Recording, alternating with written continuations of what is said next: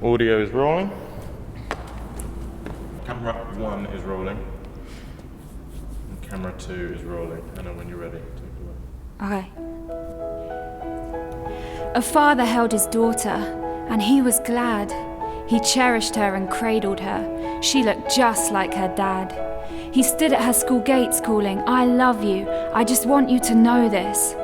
Embarrassed in front of her friends, she pretended she didn't notice. And as she grew older, she believed the lies the world told her, convinced she was a mistake, unloved and ugly, though time again he told her she was precious and treasured and lovely. She couldn't believe all these truths he spoke about. She wanted to fit in, though she was born to stand out.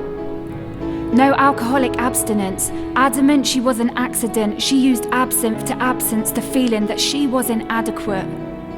She began drinking away each brain cell with everything the bars sell, when really her heart felt trapped, as if behind the bars of a prison cell. Getting wasted led to anger and hatred. She got into fights on Friday nights, cause she wanted to be respected, she wanted to be liked. No longer invisible, now she felt she was invincible. But when sirens silenced the riots that made her culture violent, her angst was still there, hidden like ultraviolet.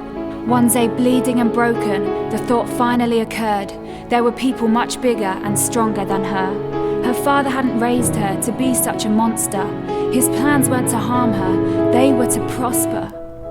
To pick herself up, she counted on her fortune to come soon, the colours of the casino, the lights of the lottery. Then she realised this is a prophecy that will never really profit me properly. No wealthy possessions or amount of property could buy her out of her spiritual poverty. She wasn't happy, she was just poker face bluffing, cause at the end of the day her money amount to nothing. Gambling was something she could no longer do. She learnt you can save your money, but money can't save you. Then, she went looking for love, but it was disguised as attraction. She learnt something skin deep couldn't bring true satisfaction. She got into relationships, and though they looked so appealing, physical action soon needed emotional healing, cause she began to long for deeper meaning. See, lust without love left an empty feeling. What her body soon realised was her soul was grieving. This love left her crying, this love made her blind. Then she remembered real love is patient, real love is kind. The love she'd thrown away, if only she'd kept. She fell to her knees, called up her father and wept. "Dad, I'm sorry.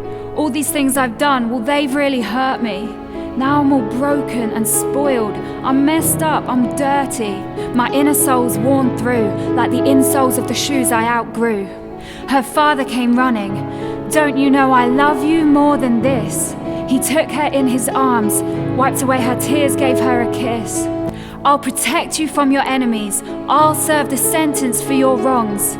Come home with me now. I'll keep you safe where you belong." Yes, he chose to forgive her, and she chose to accept his love and be free. And I'm thankful, because the father in this story is God, and that girl was me. Yeah, all the confessions of my adolescence taught me lessons, but that didn't lessen the desperate search of my heart's innermost questions. I found the answers to my completeness in Jesus. And now I don't need money for security or drink or drugs, cause God tells me I am adopted, accepted, important and loved. And though I walked away from my father, though I turned my back, when Jesus faced that cross, he didn't turn back. No, he embraced his destiny so that sin might be put to death in me. He wore that crown of thorns, he let those nails go through, cause those nails were me, those nails were you. My prayer for you is just this, that you would feel God's love, know his peace, see his justice. You can come freely to the Father because Jesus intercedes. Whatever mess is in your garden, he sows into seeds. This Jesus wasn't condemning, nor a judge or a prosecutor. So if Satan reminds you of your past, you remind him of his future. Jesus died because God said you were worth it. In his eyes, you are beautiful and blameless and cherished and perfect. Despite who you think you are, whatever you've done or might still do, the Son would have still come down and died had it been just for you. Be who you are because God made that enough. Adequacy doesn't mean rich or popular or good looking or tough. This world seen plenty of Zeuses, Hades and Apollos, but the one true God was a Jewish carpenter with only 12 follows. When God looks at all his people, all stood in line, he smiles, looks upon you and whispers, "This one's mine." So it doesn't matter whatever choices you've made, however horrible, dishonorable, he calls you home so you might be his prodigal.